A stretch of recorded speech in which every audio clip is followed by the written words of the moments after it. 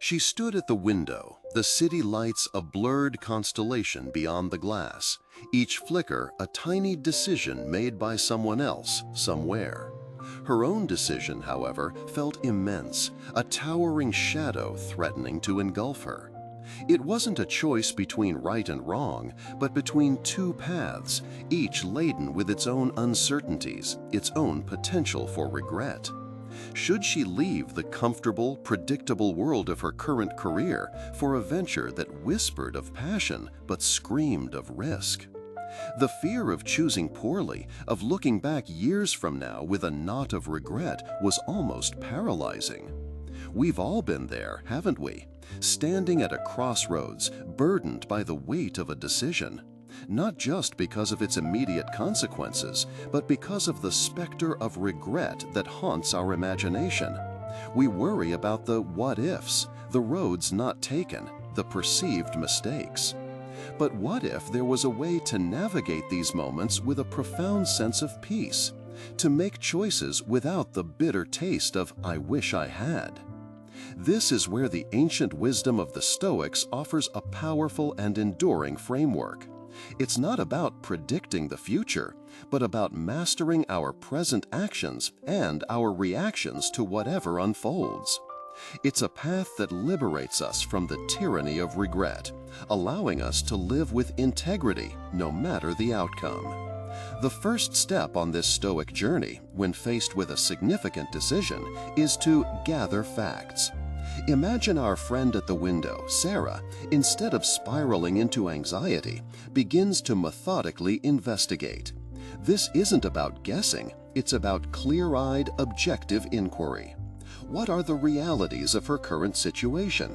What are the true demands of her job, its actual benefits, its genuine limitations? And what about this new venture? What are the market conditions, the financial projections, the required skills, the potential collaborators, the competitors? She wouldn't just rely on her initial excitement or fear. She would talk to people already in that new field, seek out mentors, read industry reports, scrutinize her own financial runway. This stage is about intellectual honesty, about meticulously mapping out the terrain before taking a single step. It means pushing past assumptions and emotions to collect as much reliable information as possible. The more clarity you have on the inputs, the better equipped you are for the next critical phase. Once the facts are laid bare, the second Stoic principle comes into play: consult reason. With the data gathered, Sarah would then engage in a process of logical evaluation.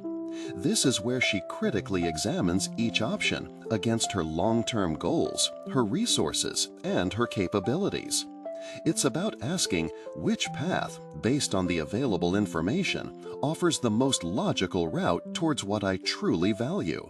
Which choice aligns best with a rational assessment of probabilities and potential consequences? This isn't about wishful thinking or succumbing to external pressures. It's about dispassionately weighing the pros and cons, identifying potential pitfalls, and formulating contingency plans. If the new venture fails, what's her backup? If she stays, what steps can she take to mitigate the dissatisfaction she feels? Reason helps us detach from immediate emotional urges and see the decision through a clear analytical lens. It allows us to move beyond mere impulse and into thoughtful deliberation. But Stoicism isn't just cold logic.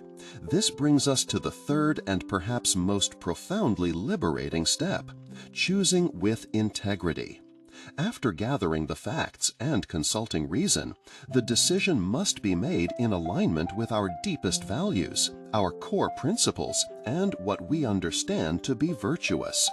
For Sarah, this means asking, which choice truly reflects the kind of person I want to be? Does it align with my values of growth, courage, contribution, or personal fulfillment? Is this decision an honest expression of who I am and who I aspire to become?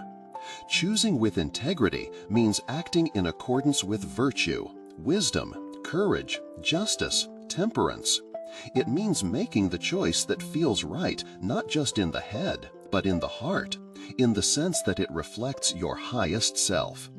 It means being honest with yourself about your motivations, ensuring they are rooted in virtue, not simply fleeting desires or fears. This virtuous action is what truly matters, for it is the only thing entirely within your control. You cannot control the outcome, but you can always control the quality of your action, the integrity of your choice. Having diligently gathered facts, consulted reason, and chosen with integrity, Sarah makes her decision. She embarks on her new venture, or perhaps she recommits to her current path with a renewed sense of purpose, having explored all options thoroughly. And here lies the ultimate freedom, accepting the result. The Stoics understood that outcomes are often beyond our control. The market might shift, unforeseen obstacles might arise, or indeed, the new path might lead to challenges she hadn't anticipated. But because Sarah followed a virtuous process, she acted with wisdom in gathering facts, with reason in deliberating, and with courage and integrity in choosing, she has no grounds for regret. Regret is a painful emotion that arises when we believe we should have acted differently. But if you have genuinely done your best, if you have acted in accordance with your highest values and with sound judgment, there is simply no room for regret. Even if the external result isn't what she hoped for, she can look back and say, "I did everything within my power. I acted virtuously. I chose with integrity." The failure, if it comes, is of the external outcome, not of her character or her decision-making process. This is the profound beauty of the Stoic Path. It shifts our focus from the uncontrollable outcome to the controllable action. When our actions are virtuous, when our choices are made with integrity, then regret truly has no place.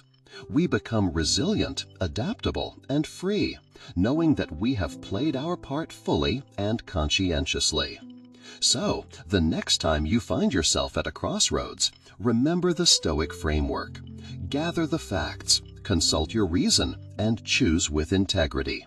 And then, whatever the universe delivers, accept it with equanimity, knowing that you have honored yourself and lived virtuously. This is the true path to making decisions without regret. What big decision are you currently grappling with?